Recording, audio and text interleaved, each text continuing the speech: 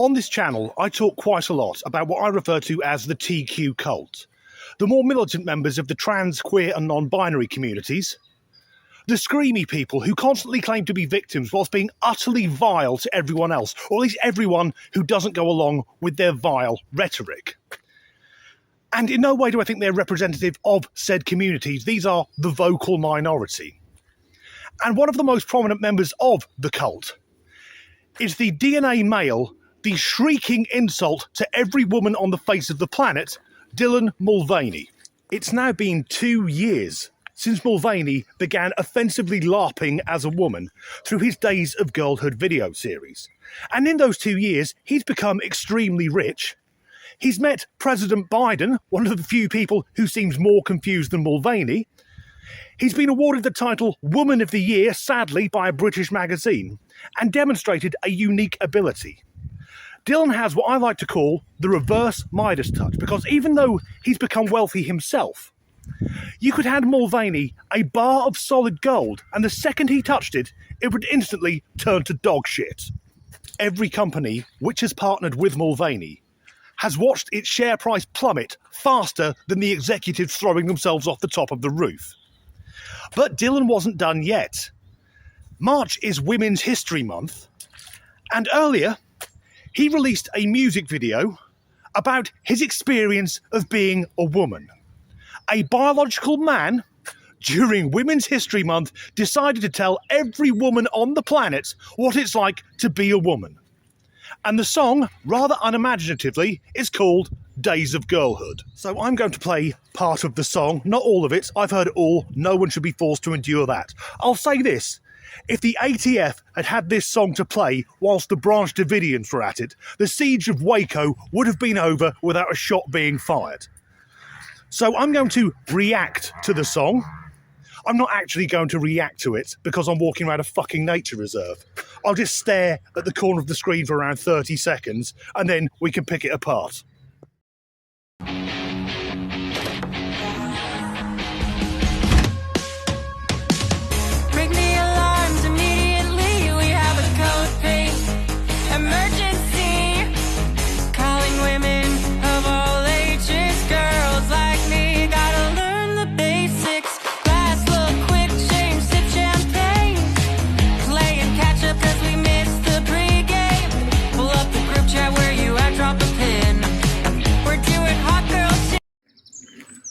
First up, how much fucking auto-tune is on that track? I imagine the producer got to the point of thinking, oh sod this, I'll let an AI put it right. Secondly, the lyrics, and I'm not surprised by this, are nothing more than reducing womanhood to a series of offensive and outdated tropes and stereotypes. The lyrics to the pre-chorus go like this. Monday, can't get out of bed. Tuesday morning, pick up meds. Wednesday, retail therapy, cash or credit, I say yes. Thursday, had a walk of shame, I didn't even know his name. So according to this song, to be a woman is to be a lazy, drug-dependent, materialistic, promiscuous slut. That's nice, isn't it? The song also features the line, the patriarchy's over. Now, given that Dylan is a biological man who has been paid to advertise women's sportswear, so in one fell swoop, not only taking money away from, but also denying a job to an actual woman, he's also been paid to advertise female sanitary products. And this is a movement that allows men to actively cheat in women's sports. Maybe the line should be, we're taking misogyny to a new fucking level. The chorus itself goes, these are the days, these are the days, these are the days of girlhood. And that just repeats. So lyrically, it's not up there with, say, Bohemian Rhapsody or Stairway to Heaven. But that's just my opinion. Let's hear from a trans woman. White women use this opportunity of Dylan just having a bad song to just be transphobic. See, this is how trans women just see being a woman. Girl, it's a fun little poppy song. Is it bad? Oh, yeah. But if you want, like, trans women talking about, like, what it is to be a woman and the experiences of womanhood, go listen to Ethel Cain. Listen to Arizona by Miss White. Like, did you guys think you were going to get some, like, video essay in a 3-minute song from Dylan, the bubbly trans girl? who you all, like, bully the fuck out of whenever you get a chance to. Jesus Christ, leave her alone. Like, leave trans women alone. Just leave people the fuck alone. Now, I'm not surprised that this individual is using Mulvaney's awful song On That We Can Agree to openly ridicule and verbally attack women, because that's the strange thing about the TQ cult. Some of its members want to be accepted as women, whilst openly hating women. I also have to say to that individual, sorry, Chief, it's a 3 out of 10 for effort. Having pink hair and fake nails will not magically make the rest of us think that you are a woman. In the same way that you can put Lamborghini badges on a Kia Sedona, but you won't fool anyone that it's now an Italian V12 supercar. And he refers to Mulvaney, I think, as bubbly. The thing about Dylan is that no woman acts the way that he does, at least no woman who isn't off her meds. And as we know from the song, every female is heavily medicated 24/7. And as for women leaving trans women alone, here's a thought. Why not stay out of women's fucking spaces? Rather than going into a female changing room, saying, it's okay, I'm a woman, whilst waving your dick around and screaming transphobia when someone fucking calls you out on it. And of course there wasn't going to be anything insightful in a short pop song. And I can't speak on behalf of women, nor would I want to, but I'm guessing it's quite insulting.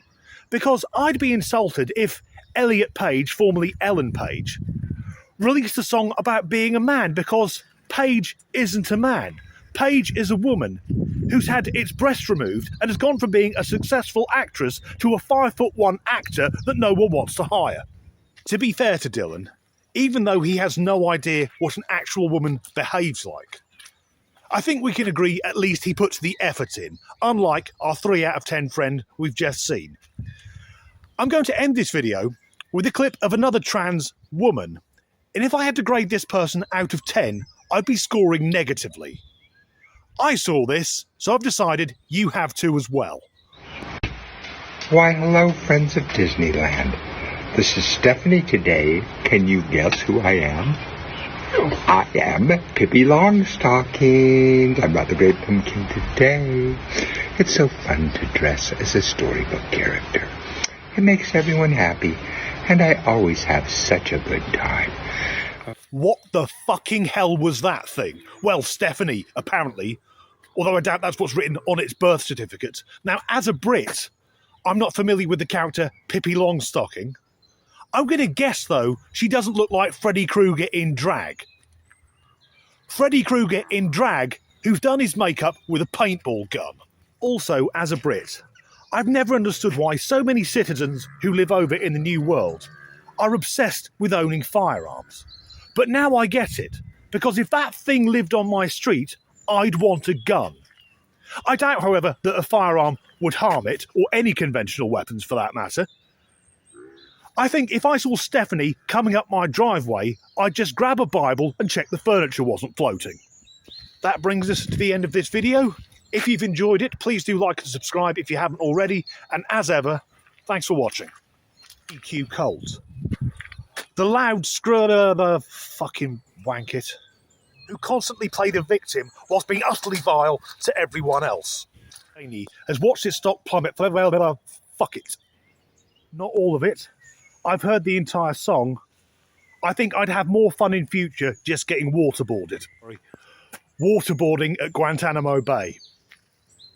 That sounds like fun if you didn't know what those things were. So that thing was Stephanie. I think Stephanie's on a register somewhere. Fucking speak. It's all that thing coming up my drive. I grab my Bible because I am an ordained minister. Fuck it, I'll start doing exorcisms. This video, if you have enjoyed it, please fuck it. Or switch off, you prick.